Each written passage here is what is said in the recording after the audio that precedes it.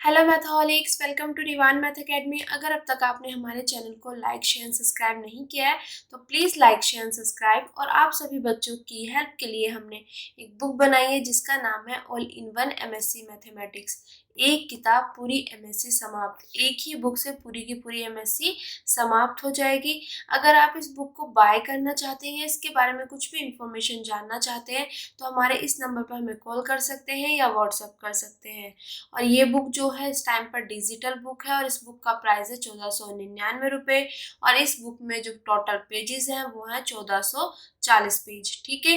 And हमने क्या किया है, जिन 20 सब्जेक्ट्स को कंबाइन करके ये बुक बनाई है उन 20 के 20 सब्जेक्ट्स को हमने सेपरेट भी अवेलेबल अपनी ऐप पर कराया हुआ है। अगर आप किसी भी पर्टिकुलर सब्जेक्ट को बाय करना चाहते हैं तो आप पर्टिकुलर सब्जेक्ट को भी बाय कर सकते हैं और उसका प्राइस जो है हर एक सब्जेक्ट का 99 रुपये है। ठीक है। तो आप बच्चों के कंफर्टेबल जोन के हिसाब से हमने दोनों तरीके से अवेलेबल करा दी है अपनी ऐप पर। और हमारी ऐप का जो लिंक है वो हमारे यूट्यूब चैनल के अबाउट में जाके आपको मिल जाएगा। ठीक है बेटा। और आज हम integral equation and calculus of variation में अपना नेक्स्ट टॉपिक करने वाले हैं। और आज का हमारे पास जो टॉपिक है वो है conversion of multiple integral into a single ordinary integral. कि हमारे पास काफ़ी सारे मल्टीपल इंटीग्रल होंगे, उनको हमें कन्वर्ट करना होगा एक सिंगल इंटीग्रल में। जैसे कि आप यहाँ पे देख भी रहे हो बेटा कि इतने सारे इंटीग्रल हैं, उनको हमने इक्वल टू में कन्वर्ट कर दिया, मतलब एक सिंगल इंटीग्रल में। तो ये हमारा आज का टॉपिक है और this is a very important formula for CSN net purpose and MSc में हम काफ़ी सारे मतलब इंटीग्रल इक्वेशन में हम बहुत सारे एग्जांपल्स ऐसे करेंगे जहाँ पे हमारे पास ये फॉर्मूला डायरेक्ट यूज होगा। ठीक है। तो इस वीडियो में हम इसका डेरिवेशन देखने वाले हैं कि मल्टीपल इंटीग्रल को हम सिंगल इंटीग्रल में जो बोल रहे हैं कि कन्वर्ट करते हैं, इसका डेरिवेशन कैसे है। ठीक है। तो इसका डेरिवेशन समझने से पहले हम चलेंगे लिबनीज रूल पर, क्योंकि यहाँ पे जब हम इसका डेरिवेशन करेंगे तो लिबनीज रूल की हमें वहाँ पे जरूरत पड़ेगी। अब देखो लिबनीज रूल में क्या होता है, कहीं पर भी आपको इंटीग्रेशन का डिफरेंशिएशन अगर दिखाई दे जाए, पहले इंटीग्रेशन, ये वाला इंटीग्रेशन हो रहा है, ठीक है, इसका अगर डिफरेंशिएशन दिखाई दे जाए तो आपको वहाँ पे लिबनीज रूल का यूज़ करना है। अब इसको किस तरीके से आपको माइंड में सेट करना है कि हम डायरेक्टली वहाँ पे यूज़ कर सके। ऐसा ना हो कि पहले हम फॉर्मूला लिखें फिर इसमें इनकी वैल्यू रखें तब हम उसको यूज़ करें, नहीं, हम सीधा डायरेक्ट यूज़ कर पाए। ठीक है। तो किस तरीके से ध्यान देना है वो देखना। अब आपने क्या करना है कि जो हमारे पास ये वाला पोर्शन, मतलब ये वाला पोर्शन एज इट इज रखना है, लिमिट इंटीग्रेशन वाला। ठीक है, ये एज इट इज रखना है। फिर जो ये वाला मेरे पास पोर्शन होगा इसका मैं x के रेस्पेक्ट में क्या करूँगी, यहाँ पे पार्शियल डेरिवेटिव। ठीक है। अब मेन चीज़ है कि आप बोलोगे पार्शियल डेरिवेटिव क्यों किया है यहाँ पे, क्योंकि जो मेरे पास यहाँ पे ये फंक्शन है वो एक से ज़्यादा वेरिएबल का फंक्शन है, मतलब दो वेरिएबल का फंक्शन है। जब कोई भी फंक्शन एक से ज़्यादा वेरिएबल का फंक्शन होता है तो हम वहाँ पे पार्शियल का यूज़ करते हैं, पार्शियल डेरिवेटिव का। ठीक है, इतना क्लियर हो गया। तो मेन चीज़ क्या है कि ये वाला पोर्शन और ये तो एज इट इज रहेगा।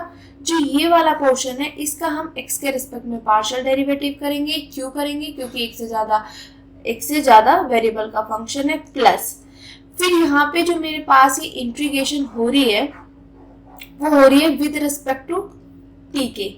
तो t के रिस्पेक्ट में हो रही है तो इसमें इसमें t की जगह अपर लिमिट रखेंगे, रख दिया, और अपर लिमिट का डेरिवेटिव माइनस t की जगह लोअर लिमिट रखेंगे और लोअर लिमिट का डेरिवेटिव। सिर्फ आपको इस तरीके से ये चीजें ध्यान रखनी है। क्लियर कि ये एज इट इज इसका partial derivative with respect to x plus t की जगह अपर लिमिट का डेरिवेटिव माइनस t की जगह लोअर लिमिट का डेरिवेटिव। अब आगे देखो, अब हम चलते हैं अपने टॉपिक पर। टॉपिक में क्या है कि इतने सारे ये मेरे पास इंटीग्रल हैं, मल्टीपल हो गए। ठीक है, इनको हमें कन्वर्ट करना है एक सिंगल इंटीग्रल में। तो इसका जब हम डेरिवेशन स्टार्ट करते हैं कि किस तरीके से फॉर्मूला आया, तो उसमें सबसे पहले हम कंसीडर करते हैं दिस कि ये इंटीग्रल जो है इसको इसके इक्वल हमने यहाँ पे कंसीडर कर लिया।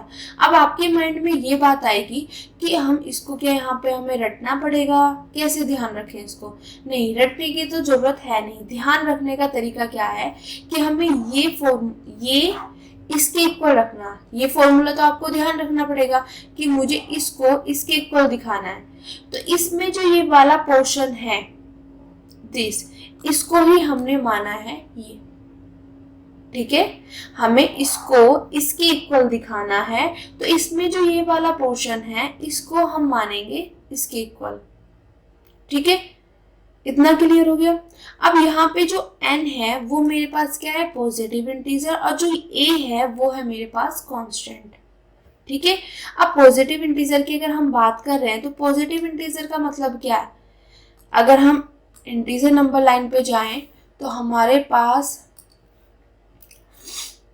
यहाँ पे होता है 0, 1, 2, 3, 4 सोन, यहाँ पे -1, -2, -3 सोन, ठीक है।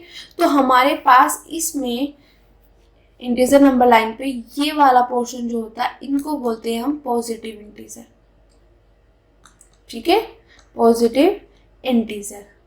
तो इसका मतलब क्या है कि अगर n मेरे पास पॉजिटिव इंटीजर है तो n की वैल्यू क्या होगी? यहाँ पर मेरे पास 1, 2, 3, 4, 5, 6 ओम, ठीक है। 1 से स्टार्ट होगी, 1, 2, 3, 4, 5, 6 ओम। क्लियर हो गया? ओके। तो यहाँ से ये चीज़ हमारे पास फाइनल हो गया कि n की वैल्यू जो है मेरे पास 1, 2, 3, 4 सो ऑन होगी। अब इसके बाद क्या किया कि जो मेरे पास इक्वेशन नंबर फर्स्ट है इसमें मैं इसका डेरिवेटिव करूंगी विद रिस्पेक्ट टू x, और यहाँ पे यूज होने वाला है लीबनिज़ रूल। अब ये कैसे होगा वो चीज देखते हैं हम, ठीक है बेटा। ज्यादा छोटा हो गया। अब यहाँ पे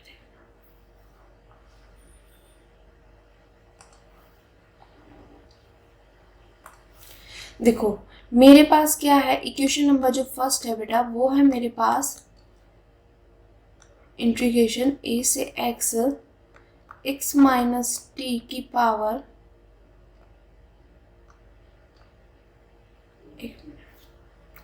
n-1 f ऑफ t, और यहाँ पे आ गया बेटा dt। ये है मेरे पास इक्वेशन नंबर फर्स्ट चाहिए कि मैंने इस वाले पोर्शन को, पूरे पोर्शन को मैंने ये मान लिया in, और ये किसका फंक्शन है, x का। और इस चीज़ को आप ध्यान देना, देखो बेटा यहाँ पे मैं t के रेस्पेक्ट में इसको इंटीग्रेट करूँगी। इंटीग्रेट करने के बाद जब मैं अपर लिमिट रखूँगी वो x में आएगा, ठीक है, और लोअर लिमिट मतलब पूरा का पूरा फंक्शन किसका होगा, x का होगा, इस तरीके से। ओके।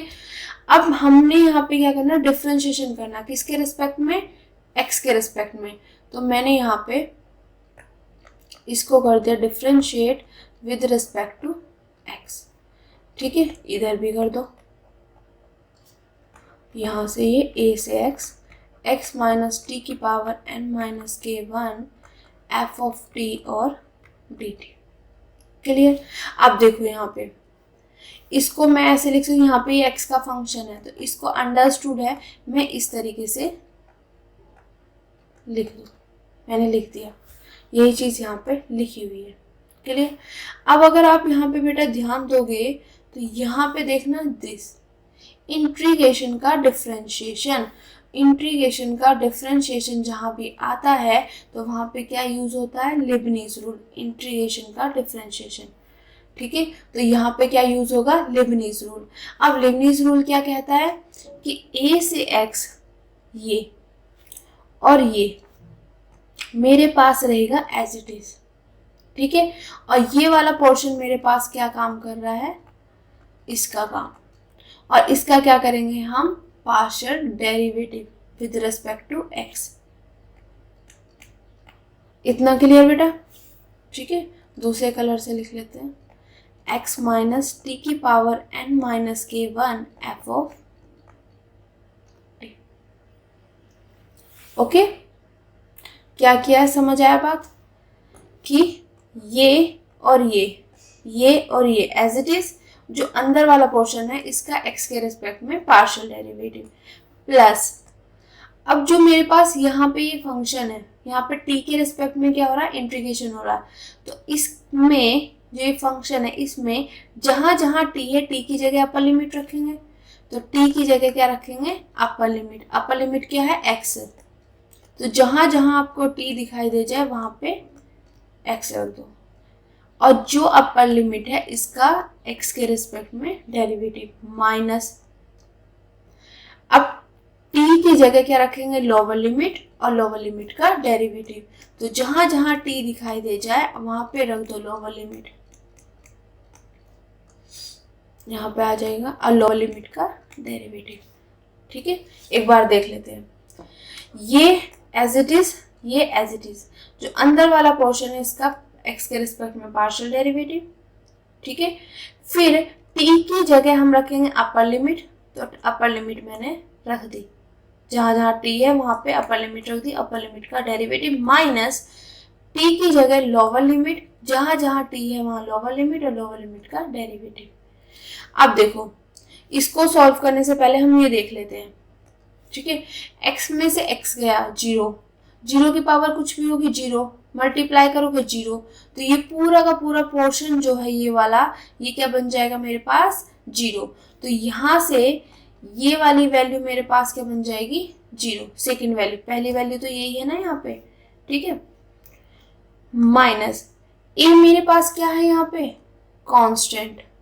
a अगर मेरे पास कांस्टेंट है तो कांस्टेंट का डेरिवेटिव क्या होता है, 0। तो इसकी वैल्यू मेरे पास क्या आ गई, 0। 0 की इससे मल्टीप्लाई करूंगी, ये क्या बन जाएगा, 0। तो ये भी 0 बन गया, ये भी 0 बन गया, तो दोनों टर्म 0 बन गई। तो यहां से सिर्फ मेरे पास जो रिमेनिंग टर्म आएगी ये वाली आएगी। इतना क्लियर हो गया। तो हम इनको हटा दें यहाँ से अब। और एक चीज और समझा दो बेटा, यहाँ पे इतना क्लियर हो गया ना। ठीक है, देखो यहाँ पे डायरेक्ट ये वाली टर्म दे दी, क्योंकि ये वाली टर्म और ये वाली टर्म मेरे पास क्या बन गई, 0। कैसे बनी ये चीज आपको समझ आ गई। अब देखो, अब हम सॉल्व करेंगे इसको सॉल्व करके ये कैसे आया वो देखेंगे। ठीक है, अब देखो यहाँ पे ये वाला जो पोर्शन है x माइनस टी की पावर n माइनस के 1 f ऑफ t, तो हम क्या करेंगे, इसको फर्स्ट और सेकेंड मान लेते हैं। ठीक है, अब जब हम इसका डिफरेंशिएशन करेंगे, first as it is, second का डेरिवेटिव। अब सेकेंड का देखो, सेकेंड में मेरे पास क्या है, ये t का ही फंक्शन है, इसमें t की ही वैल्यू है, 1 प्लस टी स्क्वायर, t का फंक्शन है। अगर इसको x के रिस्पेक्ट में मैं डिफरेंशिएट भी करूंगी तो ये पूरी की पूरी वैल्यू क्या बन जाएगी, 0। ठीक है बेटा, तो यहां से इसकी वैल्यू आ जाएगी 0 plus second as it is first का डेरिवेटिव। अब फर्स्ट का देखो कैसे करते हैं। फर्स्ट का डेरिवेटिव में मेरे पास क्या आएगा, देखो जब भी हम ऐसे डेरिवेटिव करते हैं x की पावर n का, तो जो n की पावर होती है वो x की पावर होती है वो आगे आ जाएगी, और इसमें से एक क्या हो जाता है, माइनस हो जाता है। तो वही सेम प्रोसीजर यहाँ पे करना है। ठीक है, तो जो पावर में है वो आगे आ जाएगा, और पावर में से एक क्या हो जाएगा, माइनस हो जाएगा। ठीक है, इसके बाद एक चीज और ध्यान देना बेटा, जो अंदर देखो यहाँ पर सिंपल x था, यहाँ पे क्या x माइनस के t, तो इसका भी करेंगे। तो x माइनस टी का क्या होगा मेरे पास, अगर मैं x माइनस टी का करूँ x के रिस्पेक्ट में, तो x के रिस्पेक्ट में x का क्या हो जाएगा 1 और t का क्या हो जाएगा 0। तो यहाँ से 1 माइनस 0 यहाँ पे आ जाएगी 1, तो इसकी वैल्यू यहाँ पे 1 भी आएगी। ठीक है बेटा, कैसे आया ये चीज समझ गए। ये डिफरेंशिएशन के बेसिक रूल होते हैं। ओके, तो ये पूरा पोर्शन 0। ठीक है, रिमेनिंग मेरे पास सिर्फ यहाँ पे बचा f of t n minus के 1 और x माइनस टी की पावर n माइनस के 2। और ये x माइनस टी वाला मैंने अभी बता दिया आपको, इसका भी करूंगी x के रिस्पेक्ट में। ऐसे करते हैं d upon D x minus के t, तो x का क्या हो जाएगा मेरे पास 1, t का 0। ठीक है, तो इसकी वैल्यू मेरे पास 1 आ जाएगी। तो मेरे पास फाइनली इसकी वैल्यू निकाल रही थी मैं, इसकी वैल्यू फाइनली निकल के आ गई मेरे पास ये, तो इसकी जगह ये वैल्यू यहाँ पे हम रख देंगे। ठीक है बेटा, ये हटा दो यहाँ से।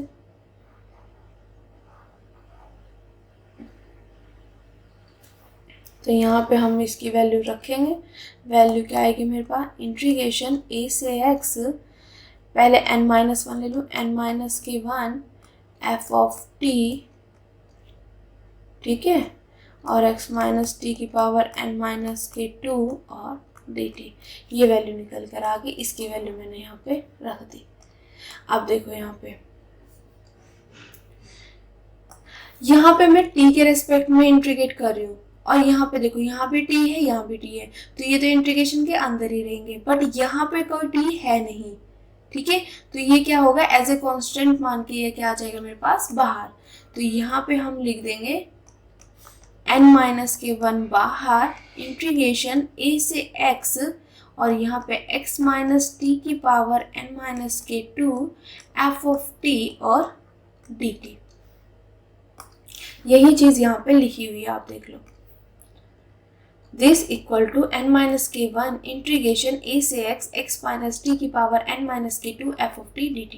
ठीक है, तो हमने इक्वेशन नंबर फर्स्ट का डिफरेंशिएशन किया, और यहाँ पे हमारा लिबनीज रूल भी यूज हुआ, और निकल के हमारे पास ये आ गया। अब इसके बाद ये चीज कैसे लिखी वो देखो, जो मेरे पास इक्वेशन नंबर फर्स्ट है, अगर इक्वेशन नंबर फर्स्ट में मैं यहाँ पे n-1 रख दूँ,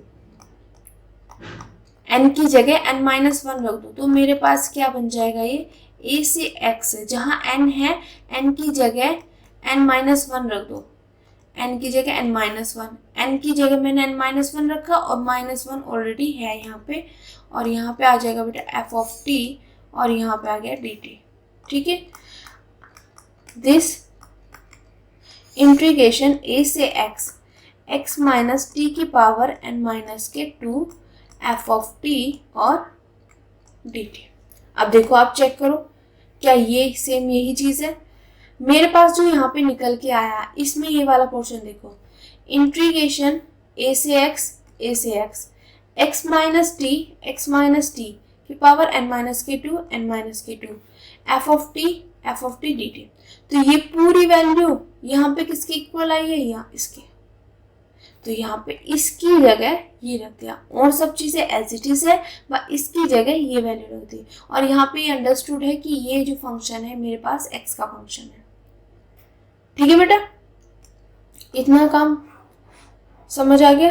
अब आगे देखते हैं।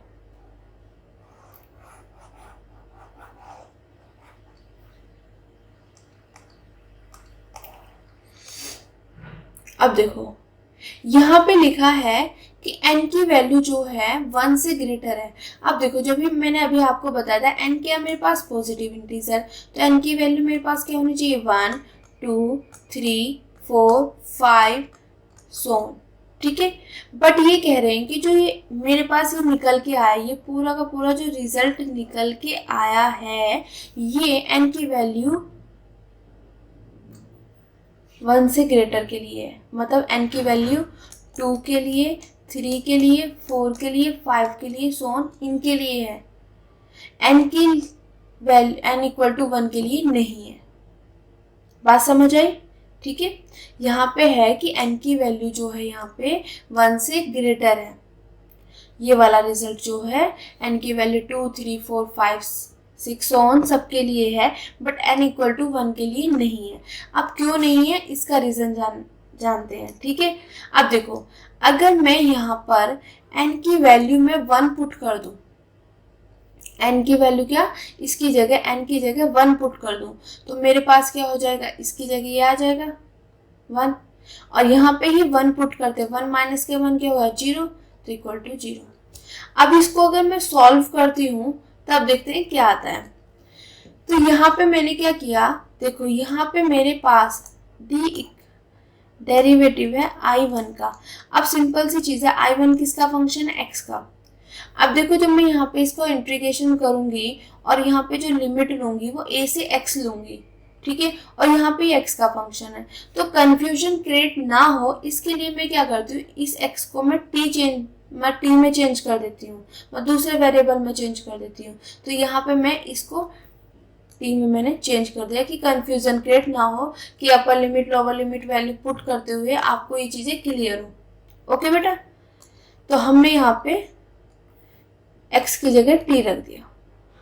अब मैं क्या करूँगी, इसको इंटीग्रेट करूँगी, ठीक है, t के रेस्पेक्ट में, टी के रेस्पेक्ट में, और लिमिट जो जाएगी मेरे पास इंटीग्रेशन की a से क्या जाएगी x तक। अब देखो मेरे पास जो था वो ये था, ठीक है। अब मैंने क्या किया, इसको इंटीग्रेट कहाँ से, a से x तक, किसके रेस्पेक्ट में, t के रेस्पेक्ट में, इक्वल टू इंटीग्रेट किया a से x, ठीक है। यहाँ पे क्या मेरे पास 0 t के रेस्पेक्ट में, यही चीज यहाँ पे लिखी हुई है। बात समझ आ गई, ठीक है। अब यहाँ से मेरे पास क्या निकल के आ जाएगा, ये इंटीग्रेशन a से x दिस इक्वल टू, अब देखो यहाँ पे मेरे पास ये 0 बाहर, ठीक है। इंटीग्रेशन इसकी क्या होती है मेरे पास t, तो t आ गया, और हमने अपर लिमिट और लोअर लिमिट, इतना क्लियर हो गया बेटा यहाँ पे। अब सिमिलरली देखो इसकी इंटीग्रेशन क्या होती है, t आ जाता है, ठीक है। तो इसका क्या होगा, ये आ जाएगा मेरे पास, इसके साथ ये आता है ना, तो इसमें इसके साथ क्या है यहाँ पे, इसकी जगह t की जगह ये पोर्शन है, तो ये पोर्शन आ गया इसका इंटीग्रेशन, अपर लिमिट और लोअर लिमिट। बात समझ आ गई बेटा, सिर्फ सिंपल सी इंटीग्रेशन की जो बेसिक रूल है वो यूज हो रहे हैं यहाँ पे। अब देखो ये आने के बाद, अब इसमें अपर लिमिट माइनस के lower limit, upper limit minus के लोअर लिमिट, अब इसकी मैं 0 से मल्टीप्लाई करूँगी, 0 आ जाएगा, ठीक है। यहाँ से ये आ गया। अब इसको सॉल्व करने के लिए मुझे इसकी वैल्यू का पता होना चाहिए। अब इसकी वैल्यू फाइंड करने के लिए हम कहाँ जाएंगे, इक्वेशन नंबर फर्स्ट के पास। इक्वेशन नंबर फर्स्ट के पास जब हम जाएंगे तो वहाँ पे हमने देखा मुझे चाहिए ये वाला पोर्शन I1, मतलब I1 और x की जगह यहाँ पे क्या है a, ठीक है, a का फंक्शन। तो यहाँ पे मैं सबसे पहले क्या करूँगी, n की जगह 1 पुट करूँगी। जब मैं यहाँ पे n की जगह 1 पुट करूँगी तो इंटीग्रेशन a से x, जहाँ n है वहाँ पे मैंने 1 पुट कर दिया। जैसे ही मैं यहाँ पे n की जगह 1 पुट करूँगी तो 1 माइनस 1 क्या हो गया, 0 f ऑफ t dt, ठीक है, इतना क्लियर। अब किसी की भी पावर 0 होता है उसकी वैल्यू क्या होती है, 1, तो इसकी वैल्यू 1, तो यहाँ पे मेरे पास आ जाएगा सिंपल ये। तो मेरे पास I1 जो फंक्शन है x का इक्वल टू हो गया इंटीग्रेशन a से x f of t dt। But मुझे क्या निकालना है बेटा, मेरे पास निकल के आया ये, मुझे चाहिए ये, तो x की जगह क्या चाहिए मुझे, a। तो यहाँ पे मैं x की जगह क्या पुट कर दूंगी, put x equal to a, जहाँ जहाँ x दिखाई दे वहाँ पे a पुट कर दो, a पुट कर दिया मैंने, तो मेरे पास आ गया ये। अब बेटा ये इंटीग्रेशन में हमारे पास रूल होता है कि हमारे पास इंटीग्रेशन a से a, मतलब अपर लिमिट और लोअर लिमिट जब सेम हो तो उसकी ये वाली वैल्यू मेरे पास क्या होती है, इक्वल टू 0। अपर और लोअर लिमिट अगर सेम हो जाए तो मेरे पास, मतलब दोनों की दोनों सेम हो तो उसकी वैल्यू क्या हो जाएंगी, 0। तो यहाँ से ये मेरे पास क्या बन गया, 0, तो इसकी वैल्यू निकल के क्या आ गई, 0। इतना क्लियर हो गया। तो यहाँ पे ये वैल्यू पुट कर दी मैंने, इसकी जगह क्या रख दिया, 0। तो यहाँ से मेरे पास ये आ गया इक्वल टू 0। अब देखो इधर तो ये कह रहा है कि ये जो है मेरे पास x का फंक्शन है, ये x का मतलब इसकी जो वैल्यू आएगी वो x के टर्म में आएगी, बट यहाँ पे तो ये 0 बन रहा है पूरा, तो दिस इज नॉट पॉसिबल, ठीक है। क्योंकि मेरे पास जो ये निकल के आएगा वो x के टर्म में कुछ आना चाहिए, इसकी वैल्यू कुछ ना कुछ x के टर्म में होनी चाहिए, बट n बराबर 1 रखने पर इसकी वैल्यू तो 0 बन रही है, इसलिए ये वाला केस हम नहीं लेते, यहाँ पे ये चीज नहीं है। तो n बराबर अगर 2, 3, 4, 5 आप रखोगे तो मेरे पास जो निकल के आएगा वो x का फंक्शन निकल के, I2 जो है वो x का फंक्शन निकल के आएगा, I3 जो है वो x का फंक्शन निकल के आएगा।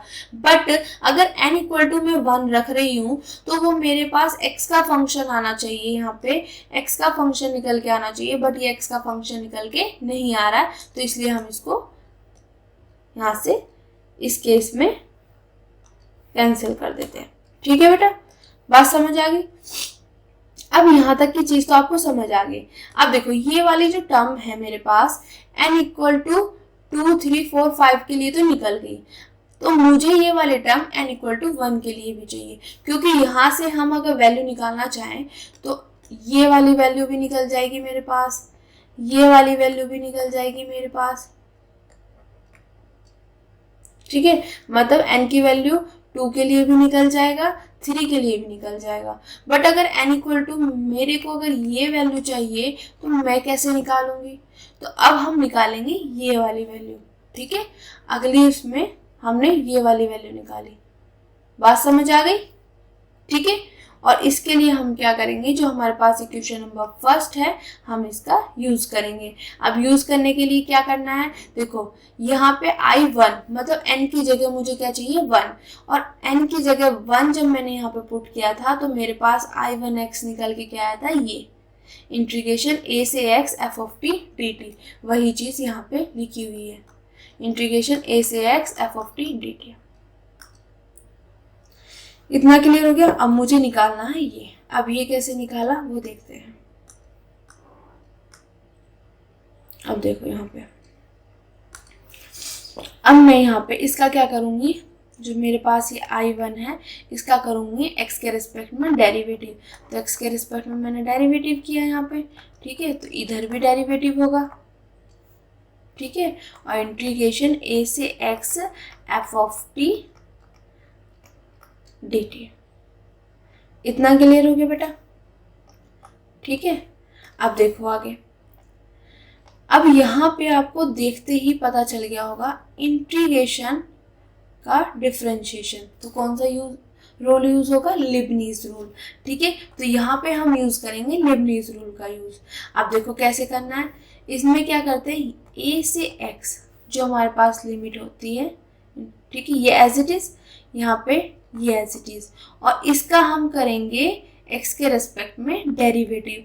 जब इसका x के रेस्पेक्ट में डेरिवेटिव करूंगे, और f क्या है मेरे पास, t का ही फंक्शन है, मतलब यहाँ पे जो है वो सब सारी टर्म t में ही है, और मैं x के रेस्पेक्ट में डेरिवेटिव करूँ तो ये क्या बन जाएगा मेरे पास, 0। बात समझ आई, क्लियर, ठीक है। जब हमने इसका x के रिस्पेक्ट में डेरिवेटिव किया तो यहाँ पे इसका x के रिस्पेक्ट में डेरिवेटिव, तो इंटीग्रेशन का डिफरेंशिएशन होते ही हमें याद आएगी लिबनीज रूल की। लिबनीज रूल क्या कहता है, ये और ये एज इट इज, इस वाले पोर्शन का x के रिस्पेक्ट में डेरिवेटिव, x के रेस्पेक्ट में डेरिवेटिव हम जब करेंगे, इसका मतलब पार्शियल डेरिवेटिव करेंगे, तो ये तो t का ही फंक्शन है, और x के रेस्पेक्ट में करें तो ये टर्म क्या बन जाएगी, 0। उसके बाद क्या होता है हमारे पास, t के रेस्पेक्ट में इंटीग्रेशन हो रहा, तो t की जगह रखेंगे अपर लिमिट, और अपर लिमिट का डेरिवेटिव, माइनस t की जगह लोअर लिमिट, और लोअर लिमिट का डेरिवेटिव। बात समझ आ गई? ये वाली टर्म मेरे पास पूरी 0 बन गई। यहाँ पे f ऑफ x, और x का x के ही रेस्पेक्ट में डेरिवेटिव क्या होता है मेरे पास 1, माइनस, अब देखो a क्या है मेरे पास, कांस्टेंट है, तो कांस्टेंट का डेरिवेटिव क्या होता है 0, इसकी वैल्यू क्या है 0। अब 0 की इससे मल्टीप्लाई करूँगी, पूरा पोर्शन बन जाएगा 0। यहाँ से ये होके मेरे पास सिर्फ सिंपल मेरे पास निकल के आ जाएगा f ऑफ x। यही चीज़ यहाँ पे लिखी हुई है। तो आई होप यहाँ तक की सारी चीज़ें, सारी टर्म्स आपको अच्छे से समझ आ गई होगी कि कौन कौन सी टर्म कैसे आई है, किस तरीके से आई है। लिबनीज रूल का 2 बार तो यूज हो चुका है, ठीक है, इतना क्लियर। अब आगे देखते हैं। नाउ डिफरेंशिएटिंग 2, जो मेरे पास ये इक्वेशन नंबर 2 आई थी, ये निकल के, इसको हम डिफरेंशिएट करेंगे कितने टाइम्स, m टाइम्स डिफरेंशिएट करके, तो मेरे पास ये निकल के आएगा। अब देखो इसको मतलब समझने के लिए या माइंड में सेट करने के लिए, अब देखो जब भी हम इस तरीके से करते हैं तो हम 2-3 निकाल के देखते हैं, उसके बाद ही हम फिर उसको विजुलाइज कर पाते हैं कि हम किस तरीके से इसको बना सकते हैं। अब सिंपल सी चीज़ है, मैंने 1 टाइम निकाला यहाँ पे, 1 टाइम के बाद सीधा m टाइम, तो वहाँ से मैं थोड़ा सा यहाँ पे मतलब डिसाइड नहीं कर पाऊंगी कि किस तरीके की टर्म आएंगी, ठीक है। तो उसके लिए हम क्या करते हैं, यहाँ पे मैंने निकाली हुई है सेकेंड और थर्ड, फिर दोनों को मतलब इन फर्स्ट को, सेकंड को, थर्ड को लेके फिर तब मैं m वाला डायरेक्टली लिख पाऊंगी। ठीक है बेटा। तो यहाँ पे भी जो सेकंड और थर्ड हम निकालेंगे, यहाँ पे भी हमारे पास क्या होगा, लिबनीज रूल का यूज होगा। तो आई होप यहाँ तक ये पूरा का पूरा कंसेप्ट आपको अच्छे से समझ आ गया होगा इक्वेशन नंबर 3 तक का। और इससे आगे का ये सेकंड कैसे निकाला, थर्ड कैसे निकाला, फिर m, और इससे आगे जो हमारा रिजल्ट प्रूफ हुआ है इसको हम देखेंगे अपनी इससे अगली वीडियो में। Thank you so much.